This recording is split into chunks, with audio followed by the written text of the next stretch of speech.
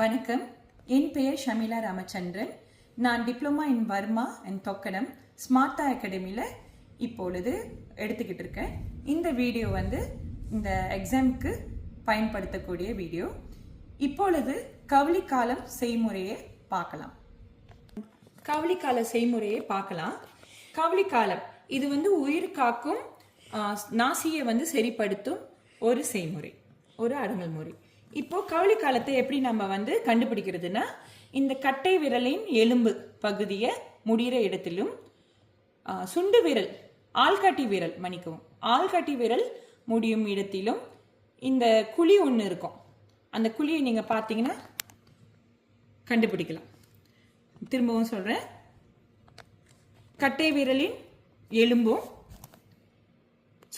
ஆள்காட்டி விரலின் எலும்பும் முடிகிற சந்திக்கிற இடத்தில் ஒரு குழி மாதிரி ஒரு குழி பகுதி இருக்கும். அந்த பகுதியில் பார்க்கலாம். இப்போ இது செய்முறை. இது எப்படி செய்யணும்னா, கட்டை விரலை அவங்க கட்டை விரலோட வச்சுக்கணும்.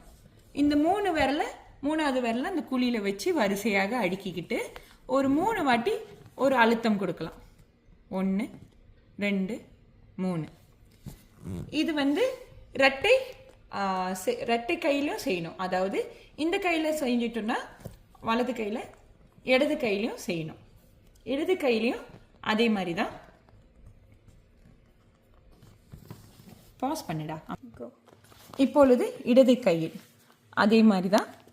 நம்ம பெருவிரலும் ஆள்காட்டி விரல்ல இங்க எலும்பு இருக்கு, இங்க ஒரு குழி, அந்த எலும்பு கூடுற இடத்துல ஒரு குழி இருக்கு.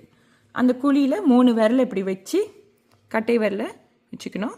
இப்படி அழுத்தம் கொடுக்கணும். 1 2 3 அழுத்தம் கொடுத்துட்டு தடவி விட்டுக்கலாம்.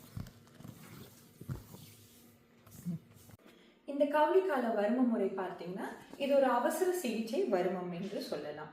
இது ஏன் அவசர சிகிச்சைன்னு சொல்றோம்னா, உடல்ல தளர்ச்சி ஏற்பட்டிருந்தாலும் இல்லை அவங்க மயக்க நிலையில இருந்தாலும் உடல் முழுக்க அப்படி குளிர் தன்மையா இருந்து ஜன்னி வர அளவுக்கு போகும் பொழுது இந்த கவுளி வர்மத்தை நம்ம கொடுத்து அவங்கள உடல் முழுக்க வெப்ப நிலையை பரவலாக கூட்டலாம்.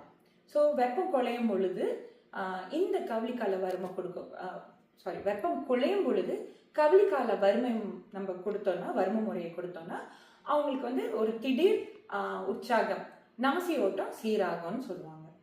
ஸோ கவுளிக்கால வர்ம முறை அப்படின்னு இந்த வர்ம முறையை கண் வலி, பல்வலி, தலைவலி, என்ன உடம்புல எந்த வலியாக இருந்தாலுமே இந்த கவுளிக்கால வர்ம முறையை நம்ம கொடுக்கலாம். உடல்ல பரவலாக வெப்பத்தை கூட்டுறதுனால எந்த ஒரு விஷக்கடியாக இருந்தாலும், பாம்பு விஷம், தேல் கடி, இந்த மாதிரி விஷக்கடியாக இருந்தாலும் இந்த கவுளிக்கால வர்மம் கொடுக்கக்கூடாது. ஏன்னா அந்த விஷத்தை இன்னும் பரவலாக உடம்பு முழுக்க அது செலுத்துகிறது. இதனால கவுளிக்கால வர்ம முறை நம்ம சவ்வு வர்மத்தோட இணை வர்மமாக உபயோகிக்கலாம். ரொம்ப நன்றி.